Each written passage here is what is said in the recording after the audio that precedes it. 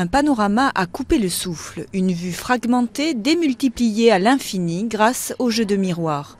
Pour Daniel Buren, aucun objet, aucune œuvre n'aurait pu supporter la comparaison avec la vue de la ville de Metz et sa cathédrale. Alors, il la fait entrer dans le musée et la transforme en tableau encadré par les fameuses bandes de couleurs alternées, la signature de Buren. Quant au panorama et au cadrage architectural, il est déconstruit avec l'utilisation des miroirs latéraux qui viennent complètement démultiplier l'espace. Ici, comme dans toute l'œuvre de l'artiste français, le visiteur n'est pas que spectateur. Il joue son propre rôle, tour à tour attiré par la vue de la ville, puis par la vue de sa propre image, déformée elle aussi.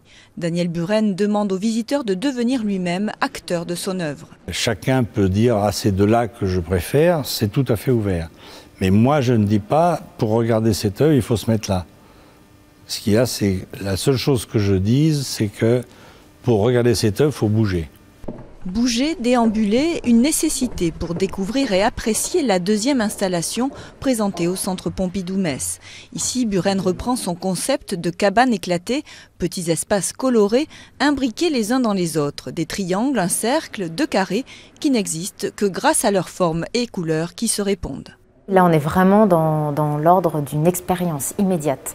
Une expérience de la couleur, une expérience du parcours, une expérience du reflet, d'un rapport à la ville. Donc il y a une dimension extrêmement ludique, extrêmement joyeuse aussi. Les couleurs sont très belles, très vives. Je pense qu'on peut même dire que ça fait du bien de déambuler dans ces espaces. Un parcours dans la lumière et la couleur que le Centre Pompidou-Metz a commandé à Daniel Buren pour fêter son premier anniversaire. En un an, 800 000 personnes sont venues découvrir le musée devenu la nouvelle coqueluche des amateurs d'art moderne.